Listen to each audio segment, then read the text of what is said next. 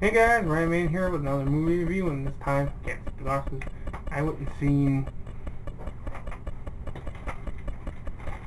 Teenage Mutant Ninja Turtles today, and that's going to be reviewing that. So yeah, I just got back from that. I saw it in 3D, see by the glasses, like the shades they're giving these out. They had all 4 turtles, and Leo being my favorite. I had to go with Leo. It's kind of cool, you know. They got their mask on the front, the sticker, because it's actually one of the glasses, and on the back it's got like his armor. That was pretty cool. So yeah. Overall, I like the movie. I got my couple issues with the plot in a way, but I'll get into that in a minute. This is going to be a non-spoiler, then spoiler review. I'll give you guys a warning if you're not happy with, if you don't want to have the movie spoiled, I'll give you a warning, so you can stop it and go see the movie and then come back to this if you want to. So basically I thought it was good, the movie. It was fun. You know the turtles, they're recognizable, and all the personalities are how they should be. Have April O'Neil, if you know her, Vern from the cartoon, Shredder, Splinter, Foot Clan, and basically it's an origin tale, and it's got good action, it's funny, it's got a lot of humor, Mikey being the comic relief, as it should be, and Vern being smart out, works out too. Annette doing a good job of that, and Megan Fox playing April O'Neil wasn't my first choice. It wouldn't be my first choice of actresses to play her, especially since she didn't even dye her hair. She had like brunette, and she's supposed to be redhead. But other than that, she wasn't bad. She wasn't terrible, but wouldn't be my first choice. And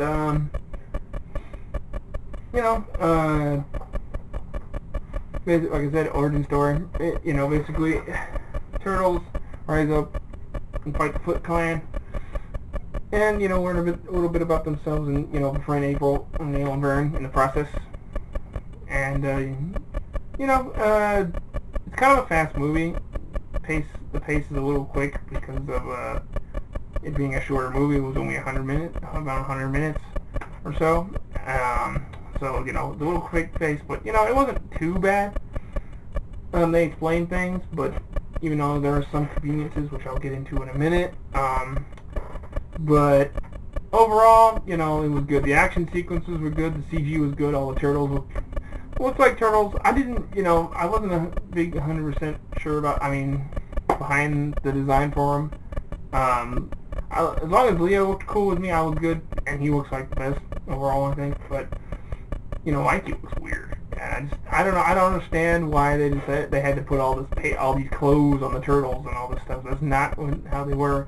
And like how, like their masks did have something like the stuff they're wearing personalities. So like Donnie's got hipster glasses, like little tape in the middle, like because he's a nerd. And he's got like gadgets all over him, and Raph's all beat up, all hard edged, because he's like, he's the one with the attitude, and and Mikey's got some goofy stuff. He's got like a sweater around his waist for some reason, sunglasses and all that, and Leo being the leader, he's got like samurai gear, which is cool, but like I said, I don't see the point of why they did that, but it wasn't bad or anything. You could tell the turtles were good and everything, but how they were supposed to be, but and Shredder, the suit looked okay. It had all these weird gadgets and stuff on it, and like weird properties, which I'll get into in a minute. But overall, like I said, I was satisfied. I wasn't bored with the movie or anything, and I definitely would recommend seeing it if you're a turtle fan or just loved summer blockbusters. And the 3D was okay. It had some good moments in it, especially in the beginning. A little bit in the middle, but it's not 100%. It's not like mandatory or anything. You're not missing out or seeing it 2D as well. I don't think. But, yeah, it was fun. It was a good movie. I think you guys enjoy it. And, as far as that goes, let's see, Johnny Knoxville does the voice for Leo, and I think he does a pretty good job. Kind of reminds me of what Jason Biggs is doing for the TMNT show, the new one, the newest one for Nickelodeon. So I was okay with that. Hope Seth Green doesn't ruin it when he takes over, but that's a different topic for a different story, I guess. But they all did a good job, I think. William Fichtner is, what's his name? Movie Crafts. I don't remember his 100% on that, but he runs a company that is predominantly in this movie, and William Fichtner, he's a pretty good actor. I think he does a good job for what he's in, what his role is. And I kind of explained almost everyone else already, but other than that, it's pretty good with that. As far as that goes, that is the end of the non-spoiler. This is the spoiler version now, so if you don't want to have anything ruined for you, spoiled, then I'd suggest stopping the video now and coming back to it after you see the movie. But if not, if you don't care, then go on. So basically, story-wise, April O'Neil's dad and William Fichtner's character, I can't remember his last name. They work together at TGRI, which we as the comic book fans know, that is the company behind the mutagen that creates the turtles. And while they were creating a mutagen to basically stop any chemical terrorist act. Basically, let's say somebody puts a virus in New York, they would be the mutagen would be able to automatically heal that and counteract the threat. So, but apparently, Fichtner's character goes rogue. I mean, basically, he wants to use it for evil plans, because he basically ends up being, because he was born in Japan, and he was raised by his Japanese master, who is revealed as the Shredder, and basically he wants to use it to take over the world. Basically use it to get rich. He wants to inflict a virus on New York, and Shredder, and then his Fichtner's character's company would come in with the antidote, which is the mutagen, to counteract that threat, and basically become rich in the process, and kind of control the world with an iron fist. So April O'Neil's dad is not having that. He sets fire to their lab and tries to destroy the evidence. But and they were running the test subjects. They were running it on Rat, Splinter, and all four turtles, which Leonardo, Donatello, Raphael, and Michelangelo. And basically those were April's pets, and she saved them from the fire by putting them in the sewer. They escape to the sewer, and the mutagen, accelerates their growth, and they become giant-sized turtles, and Splinter becomes the giant rat. And he takes them under his wing as their father, and nurtures them. And this is where it gets kind of too convenient. As they grow in the sewer, Splinter finds a book, ninjutsu. He just happens to stumble upon a book, the art of ninjutsu, and then he teaches himself the art of ninjutsu, and then teaches the four turtles. And so that's the connection there. So one night while April is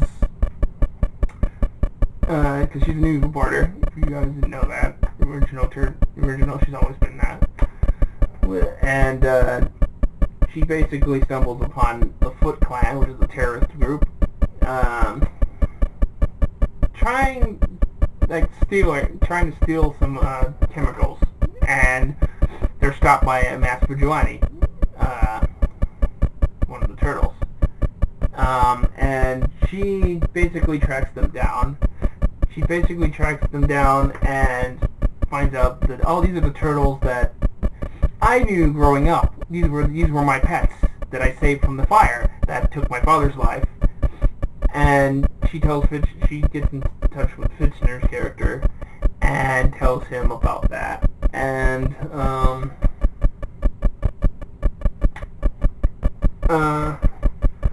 he tells he tells his master, and then they go after the turtles, and because they need them for their blood. And April convinces Vern to help her, and they go into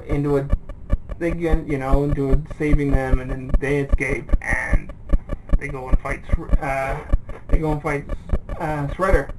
and try to save Splinter's life, because in the fight that captures the turtles, he is badly wounded by the Shredder. And it was Shredder. It was the Shredder, Japanese master and all, but Splinter was not the master he was supposed to be. I mean, he was good enough, but he didn't have the level that he had in the original. And convenience. Just some of that's just way too convenient for me. Like April already knowing who the turtles were, and then Splinter finding a book in Jinsu. Just, it was too convenient, but I guess it does make sense for the time frame. And yeah, like I said, the visuals are good, the fight scenes are good. Another thing that does bug me about, there is a Asian lackey that Fitchner's character and Shredder have with red hair. I think a lot of us Turtle fans who know the story assume that she's Karai, and we'd be correct. But the problem is she doesn't seem to have that relation that she has in the actual original. Like in the new show, she's actually Splinter's daughter, who Shredder steals from him, and originally she's actually related to Shredder. So yeah, she's in it. Doesn't make that big of a role, but she is in it, I guess. So I guess we can be happy with that.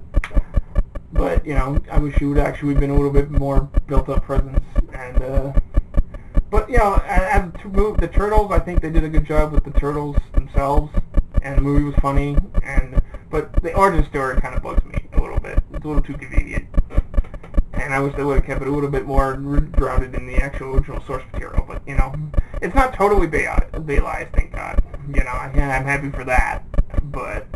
And it's a good movie overall. I think it's a good movie. The fight scenes are good. They play a game called, I can't remember what they called it in the movie. Greg or something. Jeffo, what did Johnny say? Jeffo or something like that. Well, basically, one person trips them, and then the other one jumps over the other turtle, to try to get the cans. It was cans. They were growing up, and they used that same tactic to try to fight Shredder. And they're on top of the building where they're going to release the toxin, and basically, after the thing, they knock Shredder off the building, and he falls, supposedly dead, and they get the last of the mutagen to save Splinter. But he's probably going to come back. But supposedly dead, but we don't know for a fact. And April was fired. I think she comes back to Channel 6. We don't know. They don't say at the end of that. Vern isn't fired. His truck got destroyed by Ref, and during the fight, he pushed out of it, and then but it's then he ends up with a car. He ends up with a new car, and the Turtles show up afterwards to thank April in the Turtles van, and they have the references in there. They said Cowabunga, it's in there, and then the Turtles theme is playing at the end. And Mikey accidentally blows up Vern's car, which is kind of funny. But you know, humor's good, like I said, as you know, and I think they're gonna do 2 more. And like I said, you know, it's a little shaky. I mean, it works, but you know, I have my eye issues with it. But I think they could do. I think it'd be okay doing a second and third, and I would see it. And I recommend you guys seeing it if you're like the silver blockbuster movies. Love the Turtles. I mean, you gotta see it. And if you're a fan of Turtles, you gotta check it out. I don't think you'll be disappointed. I mean, I have my issues with it, like I said, but it's not totally a bad movie. It's better than some of the Transformers and movies, and you know they only produced this, so it's not totally he's not totally contaminating it, and I do recommend it if you like the Turtles, as I said that 3 times. I think I will be ending this video now. So yeah, that's my little review of the 2014 TMNT Teenage Mutant Ninja Turtle movie. I hope you like it. I hope you found it helpful. If you did, please hit the like button, subscribe, share, leave a comment. Definitely appreciate it. Follow me on Twitter at Ryan_Maiden, and as always, my Facebook profile is going to be in the description below. Thanks for watching. I'll catch you guys next time. Go Ninja, go Ninja, go! Go Ninja, go Ninja, go! Go Ninja, go Ninja, go! Go Ninja, go Ninja, go! That's not in the movie. What? Really? How lame.